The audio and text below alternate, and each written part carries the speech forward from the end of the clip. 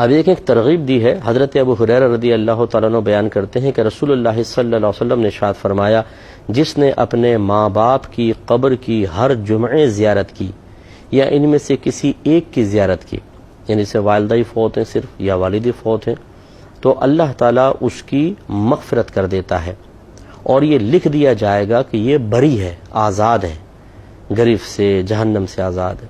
معجم الصغیر کے اندر یہ روایت بیان کی گئی ہے. اس لیے میں اپنے دیکھنے والوں سے گزارش کرتا ہوں اگر پاسبل ہو تو ہر جمعے اپنے والدین اور کوئی ان میں سے ایک فوت ہوا ہے تو ان کی قبر کی زیارت کیا کریں اور ان کے لیے وہاں دعائے بخشش و مغفرت کریں.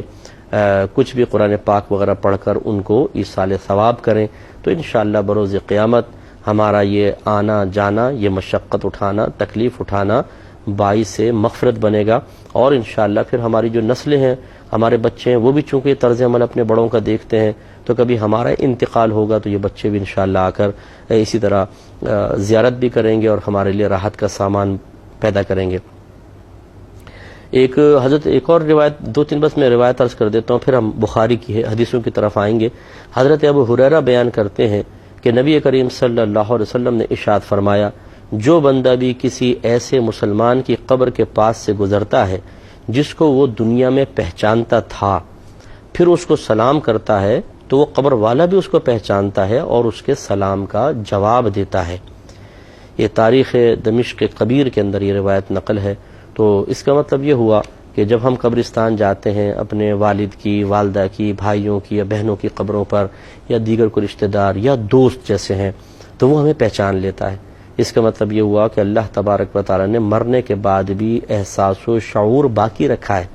یہ نہیں ہے کہ بالکل انسان بے حس ہو جاتا ہے، کیونکہ جسم تو بظاہر بے جان ہے لیکن روح تو ہے، روح تو فنا نہیں ہوتی اور اس کا تعلق کچھ نہ کچھ جسم سے قائم رہتا ہے، کیونکہ اللہ تعالی کی طرف سے نعمت یا عذاب یہ روح اور جسم کے مجموعے پر وارد ہوتی ہے.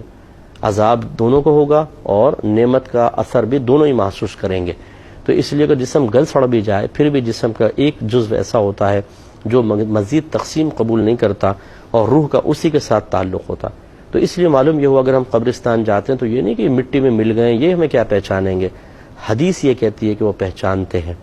اور ایک روایت میں نے پڑھی کہ نبی کریم صلی اللہ علیہ وسلم نے ارشاد فرمایا کہ مردہ کسی کے آنے پر سب سے زیادہ انسیت اس وقت محسوس کرتا ہے جب وہ شخص قریب آتا ہے جس سے بڑی محبت کرتا تھا.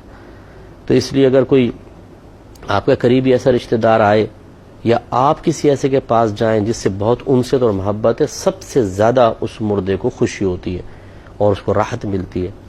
اس سے ذرا میرے وہ بھائی بہن بھی درس حاصل کریں جو قریب ترین رشتہ دار ہیں، بہت ہی پیارا دوست تھا، جگری یار ہے، لیکن ہم مرنے کے بعد ان کو بھول جاتے ہیں، ان کی راہ، وہ ہماری راہ دیکھتے رہتے ہیں اور ہم ان کی قبروں پر نہیں آتے ہیں. اس پہ ذرا توجہ کرنی چاہیے. اللہ تعالیٰ عمل کی توفیق عطا فرمائے. آمین. وآخر دعوانا ان الحمد للہ رب العالمین.